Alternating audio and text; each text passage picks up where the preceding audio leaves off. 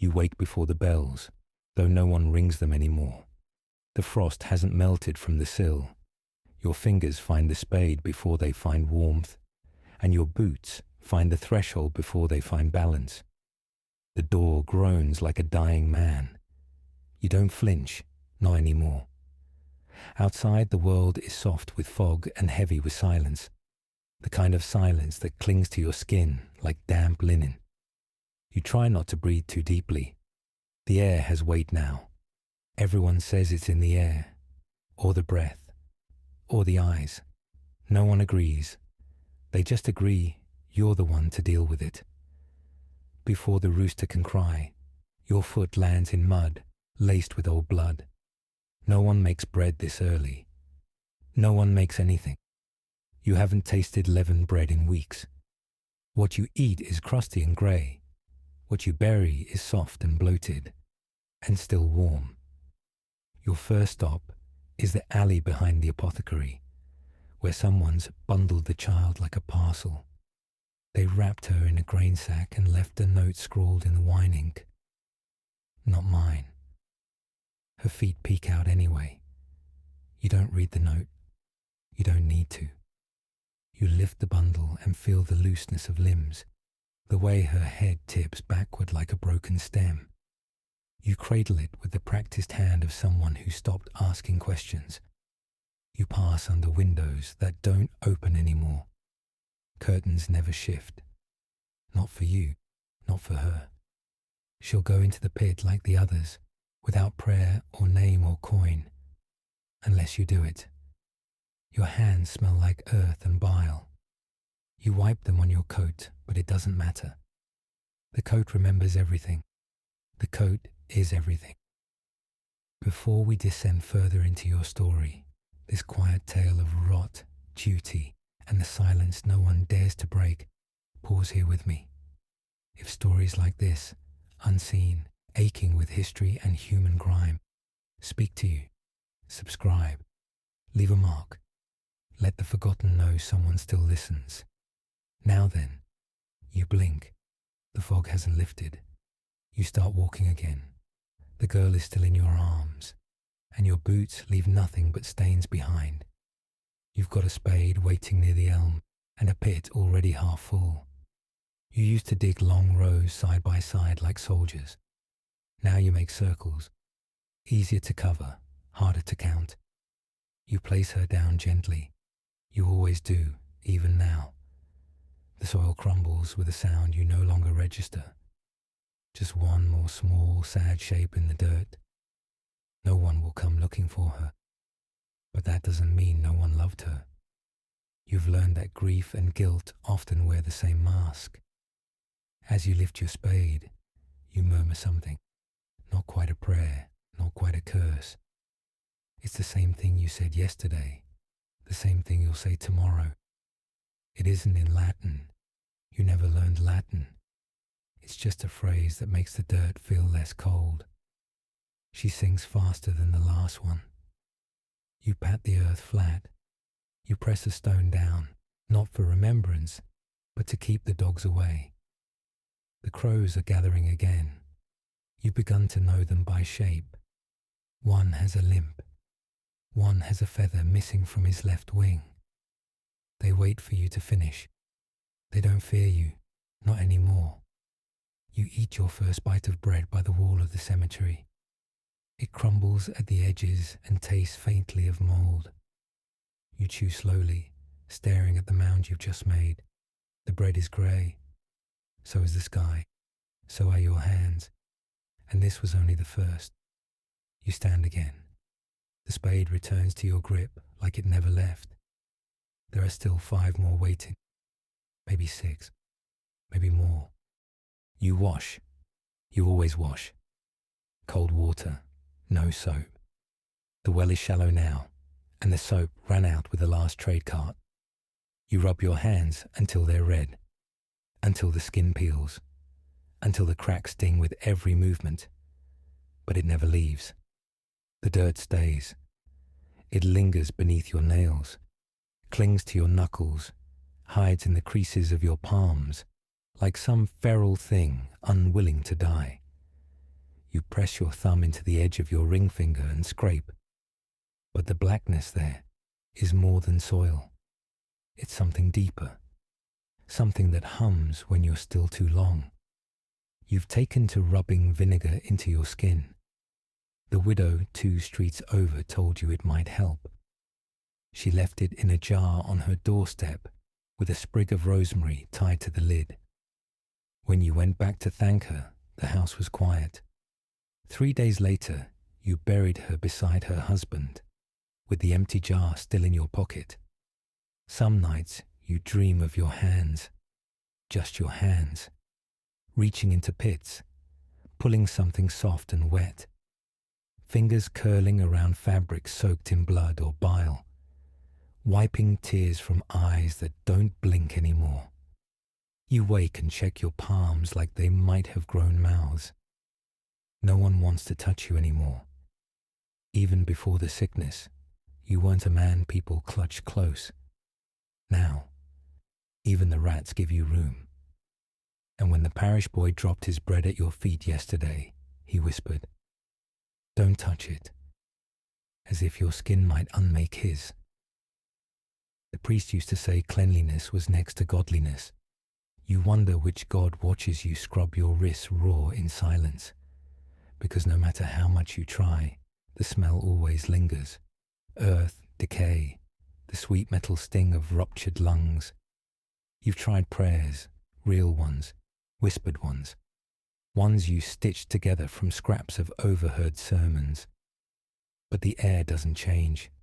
The sky stays closed. Your hands stay filthy. Your fingernails are rimmed with a brown-black line. You stop trimming them. You stop caring. Sometimes you wonder if the dirt has become part of you, if you'll ever feel clean again. But you keep washing, because stopping would mean you've become one of them. And you're not ready for that. Not yet. You weren't always the gravedigger. There used to be 6 of you, then 3, then 1. You didn't draw lots. You didn't volunteer. The reeve simply handed you the shovel and said, "It's yours now." That was 6 months ago, or 7. You don't count in weeks anymore, only pits. The sheriff's body was the first you put in the common grave, still in his badge pin and boots, mouth open like he was trying to finish a sentence. You remember thinking, he looked surprised, and then you started digging. The church sent word that the bishop had authorized emergency duties, grace for the unordained, burial rites shortened, mass graves allowed. No confession needed, no ceremony required, just the work. They named you Custos Mortuorum, keeper of the dead. You think it sounds better than what you actually do. You get no pay, only a daily loaf and a boiled onion, and sometimes not even that. But you hold authority now. People move aside when you pass, not out of respect, but necessity. You are the threshold between the living and what's left of them. There are rules now, ones whispered by those who still linger behind bolted doors. A body must be buried within the day. Any home with more than 3 deaths is marked with soot. You're the one who marks it. You carry a coal bucket and drag your blackened finger in a crooked cross over their lintels. They say it keeps the demons out. You've never seen a demon. Only the way a boy's skin turns blue, or how a mother ties her daughter's hands to keep her from clawing her own face. The friars used to oversee it all, but they're gone. One ran into the woods clutching a doll. Another burned himself in the chapel screaming Latin that didn't sound like prayer. Now, when there's a dispute over whose turn it is, over whether someone's truly dead, over how deep a pit should be, they come to you, and you speak, because no one else will. You carry a small knife now, not for fighting, for checking. The ones who cough blood sometimes twitch. You learned early not to get too close without prodding first. They made a law saying no body may be buried without the gravedigger's mark. You never asked what that meant, so you started tying scraps of your own shirt to their wrists, just in case someone ever digs them back up and wonders who laid them there. They say it started in the next village, or the one beyond that. Some swore it was a merchant's wife, others a pig that coughed, but no one can explain the coins. It began with one body, a girl no older than 12. You found her with a silver groat tucked beneath her tongue, mouth clenched shut like it knew a secret. You hesitated, removed the coin. It smelled like spit and rosemary. You wiped it on your sleeve and put it in your pouch. But that night, the fever came. You never used the coin. The next morning, the fever was gone. You dug her grave with trembling hands and placed the groat back between her teeth. She went in smiling. Now it happens more often. Copper pennies, clipped florins, even bits of broken brooches, slipped between the lips, never the eyes, always the mouth. A final bite of wealth, as if money could choke death on its way in. Some say it's for Charon, the ferryman of the underworld. But that's Greek talk, and you were raised on saints and relics, not river crossings and coins. Others insist it keeps the soul from escaping through the throat. One old man said it's to stop the dead from speaking. You believed him. You've seen too many mouths open wide in their last breath, too many tongues blackened and swollen like rotten figs. Sometimes you swear you hear them at night, mumbling through dirt, lips still trying to form names. So now, when you find a body without a coin, you offer one of your own, just the chipped ones, the ones too bent to trade. You slip it in quickly, like feeding a sleeping child. Then you sew the jaw shut with whatever thread you can find, horsehair, twine, even vines. No one told you to do it. No one told you not to. You never place the coin on the eyes. That's for nobles, for ceremonies. And no one here is noble anymore. Not in death, not in plague. Sometimes you wonder who started the practice. Was it superstition or shame? Was it love or fear? You don't ask. You just make sure the mouth stays closed. There's no one beside you, and yet you're never truly alone. At first, you thought it was the wind, the way it curled through the chapel ruins, moaning low through broken panes. But the voices came even when the wind stopped, even when the fog stilled. They started as whispers, faint, garbled, like someone praying wrong. You heard them clearest near the pits. You dig deeper now, not for regulation. There is no regulation anymore, but to muffle the sounds. Still, they rise. Some nights they mimic your name. Other nights they laugh. Once you heard your mother's voice. She's been gone for 12 years. The dirt isn't just dirt anymore. It shifts in ways it shouldn't, caves in without reason. You stamp it down 3 times, and by morning it's sunk again. The bodies beneath are never where you left them. One corpse had its arms crossed when you buried it. Next day, arms by its sides. You started binding the wrists, then the ankles. No one instructed you to. No one had to. The worst was the boy. Not the first child, not the last. You remember him because he had a dimple. You remember him because he looked peaceful, which was rare. You buried him near the sycamore, marked it with a scrap of blue ribbon. 2 mornings later, the ribbon was gone, and the boy was back, not breathing, not alive, but back, laid in the alley behind the baker's shop, in the exact pose you'd placed him. Hands folded, mouth stitched, the coin still tucked beneath the tongue. You checked the grave. It was full, with someone else. You didn't speak of it, not even to the baker. You just buried him again, this time with stones, heavy ones, and salt in every pocket. Now, when you dig, you feel them watching.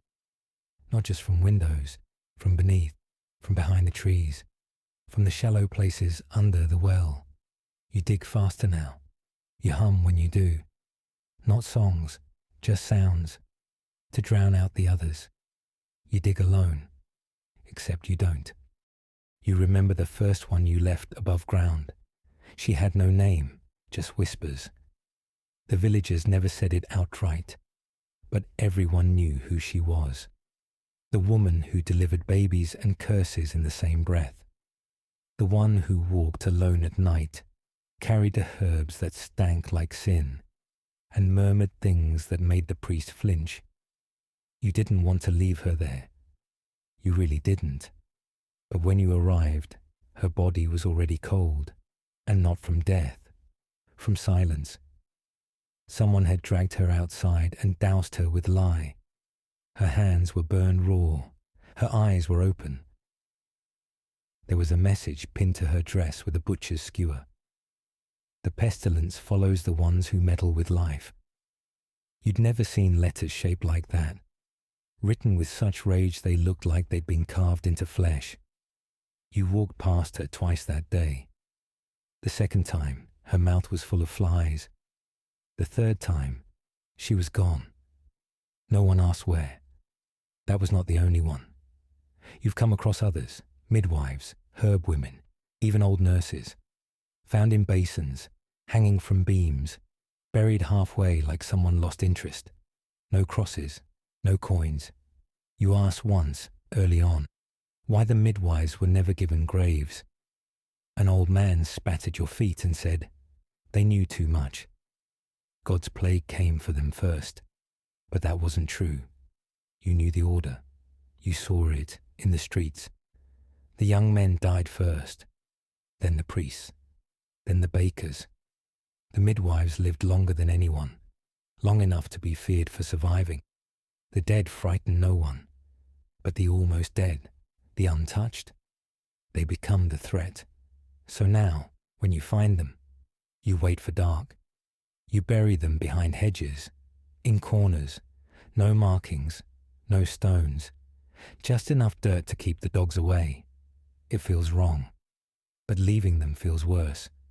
They taught people how to survive, and in return, they weren't allowed to die. Not all graves are dug with shovels. Some are drawn in chalk beneath windowsills, behind curtains closed too long.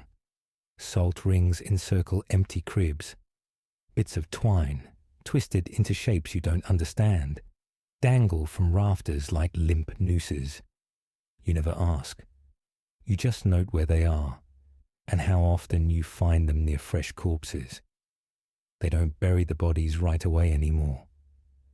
Some keep them for days, lying stiff on rush mats with cloves jammed in their mouths and sage stuffed in their sleeves. The smell doesn't cover it, but they try anyway. They always try. You found a man last week laid out with his eyes sewn shut, not with thread, but with human hair. His daughter said it kept him from watching the house after death. Said his gaze had grown cruel near the end. You didn't ask what she meant by near. In the chapel's ruins, someone has scratched crosses into the stones, not the clean kind, not the ones from stained glass. These are crude, jagged, upside down, some filled with teeth, real ones. You stopped sitting there. Then there's the woman who never speaks, only scatters barley in a spiral before her door each dawn. The one who lost all 5 sons and now wears only white. No one dares step over the barley, not even you. There are rules now, spoken through whispers and tremors. Never walk past a house if rosemary grows on both sides of the door. Never dig where the cats gather. Never carry iron after sunset. Never look into the well. You broke that last one. Just once. It looked back. So you began carrying salt. Not much. Just a small pouch tied to your belt. You never use it. You don't know how. But it feels like armor. Something old. Something older than the sickness. Older than faith. You've even drawn your own mark behind your door. Not a cross, not a circle, just a crude line, vertical, like a path leading down. Down, where the voices sleep. You used to think otherwise. In the early days, when the carts were full and the ground still soft, the dead blurred into one. You could dig a trench, lay them side by side, and forget the shape of each face by nightfall. They became weight, smell, labor. But now the faces stay. This morning, you lifted a woman from her cot, and a hand brushed your sleeve. Reflex, maybe, or the wind. But you froze, because you knew that hand. It once passed you a meat pie on All Saints' Day, burned at the edges, laughter in her teeth. Her name was Marda. Her husband died before the first frost, but she kept baking until her oven cracked from heat. Said she couldn't stop. Said warm bread kept the plague at bay. Now her mouth is open, lips cracked. And you remember the scar above her eyebrow from when she fell chasing her own goats. You remember because she cursed loud enough for the whole parish to hear.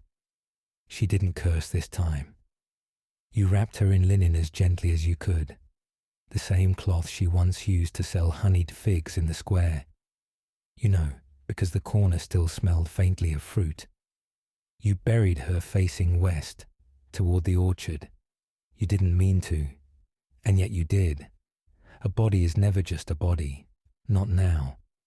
Not when you've buried the boy who carved you a whistle last spring. Not when you've recognized a woman by her braid. Not when you find the seamstress's fingers still pricked with needles. You know too many of them. They're your market, your neighbors, your memory. You try to forget, but their faces anchor themselves to the inside of your eyelids. You dug a pit last week and paused because you saw the hem of a dress you once complimented. Pale blue, clean stitch. Her name was Laura. You said she looked like a bellflower. She laughed. Now you just dig slower, because each spadeful feels like an apology. You found him beneath the altar, curled like a child. The chapel had been empty for weeks, its doors barred, its incense long since run dry. You pushed them open only because the widow said she heard singing. Not hymns, not chants. Something low, like a hum through bone. The scent hit first, rot, wax, and something coppery sweet. You stepped through, boots echoing on the stone floor, sticky with candle drippings and dried wine. There he was, robes torn, fingers locked around a broken crucifix, eyes wide but unseeing, and his teeth still clenched. Even in death, his jaw refused to loosen. You tried to pry it open to place a coin, out of habit or pity, but his mouth stayed shut like it had something left to say, or something it refused to let out.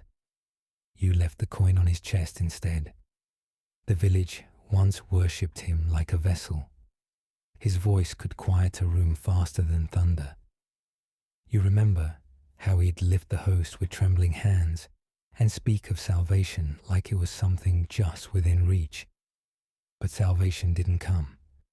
Not when the plague bloomed in the choirboy's throat. Not when 3 nuns collapsed in the cloister.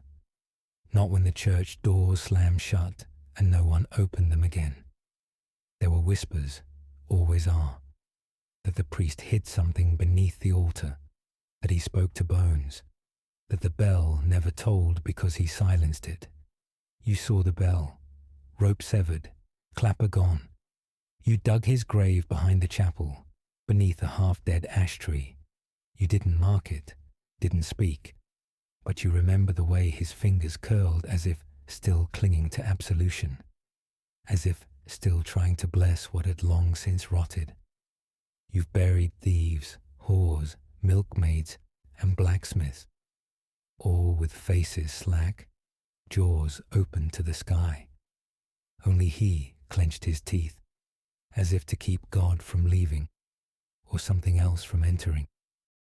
You tried scraping it off once, took the edge of your knife and peeled the blackened crust from the loaf they left you by the gate. It crumbled like bone. The ash had sunk deeper than the surface, into the grain, into the heart. You chewed it anyway. It tasted like smoke, like dust, like what you become. No one bakes like they used to. Flour's scarce, firewood scarcer. The ovens are shared now, and the ash doesn't get swept.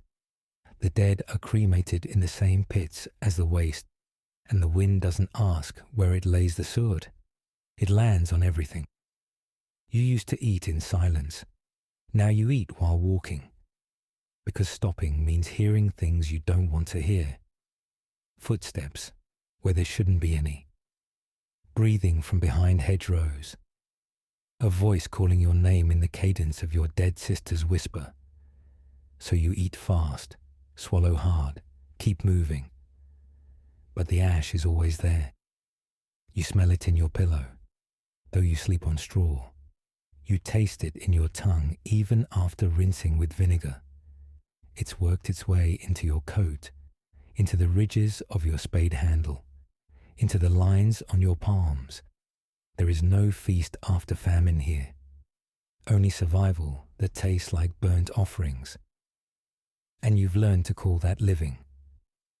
Some days you wonder what the ash remembers, if it carries the name of every person burned, if it clings to your lips as you sleep, whispering histories into your breath, if it's making you into something else, lighter, emptier, hollowed by slow combustion. You touch your stomach, it growls, not for food, just noise, proof you're still among the breathing. You sit by the grave of a woman whose name you don't know. Her cross fell over weeks ago. You haven't the energy to write it. Instead, you break your bread in half and place a piece by her stone. It crumbles immediately, but maybe she'll remember the taste, even if it's just ash. The fog rolls in again by dusk. It softens the edges of graves, of walls, of memory. The cemetery breathes like something asleep, but not peaceful, exhaling silence, inhaling time. You sit with your back against the old elm, knees drawn close, hands resting on the handle of the spade like it's part of your body now. It may as well be. The wood bears your fingerprint. Your grip carved it into shape. A single crow lands a few feet away, not watching, just there, like always. You don't speak. You haven't in days, maybe weeks. The wind lifts a curl of ash from your sleeve. It floats briefly, weightless, aimless, and settles on the toe of your boot. You don't brush it off. There's no separation anymore. Between labor and mourning, between flesh and memory, between what's buried and what refuses to stay down. Your clothes sag from rain, from sweat, from grief, but they still warm you. Just barely. Tomorrow, the sun may rise again. Or not. The sky no longer promises anything. But you'll dig.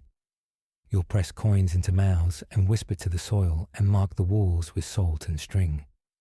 You'll remember names even if no one else does. And maybe, just maybe, you'll be remembered too. Not as a savior, not as a sinner, just as the one who stayed. When others closed their doors, you picked up the shovel. And now, as the world holds its breath for another night, you close your eyes and lean your head back against the bark. It's not peace, but it's pause. And sometimes that's all the living get.